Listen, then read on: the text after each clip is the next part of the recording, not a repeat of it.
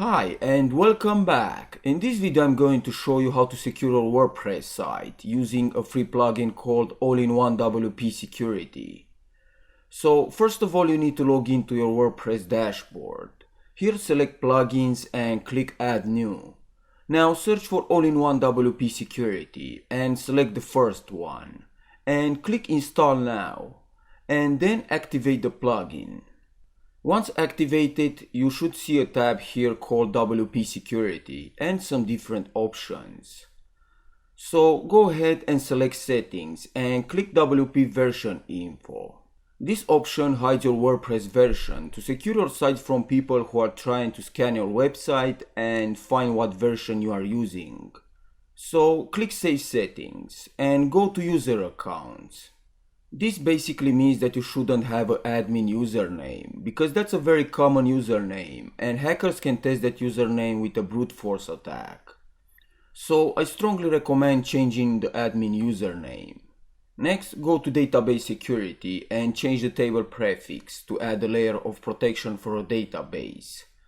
But don't forget to make a backup before doing this.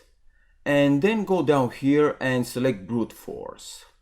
This allows you to change the login URL and will prevent your site from brute forcing attacks.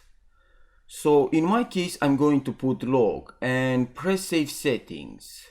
But be careful because you need to remember this URL when you are trying to log into your WordPress dashboard. Once done with that, go to the last tab and select Users Enumeration. This will prevent hackers to enumerate users from your site, and it's very important to enable this option. Okay, so now let's switch to my Kali machine and make some quick tests to see if I have secured the site.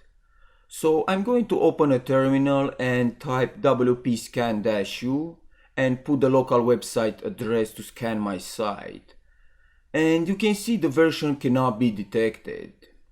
Now let's try to enumerate users by typing wp scan-u for the URL and then -- enumerate u for users and press enter. As you can see, no usernames were found. That means the plugin has secured the site for this type of scanning. And lastly, let's perform a brute force attack using the following command: wp scan-u -- word list, and I'm going to drag and drop the word list here. Then type -- username admin, which is the login name for my site, and press enter to start the brute force attack. Now the attack is failing, which means that my site is more secured. So that's it for this lecture. Thanks for watching and I will see you next time.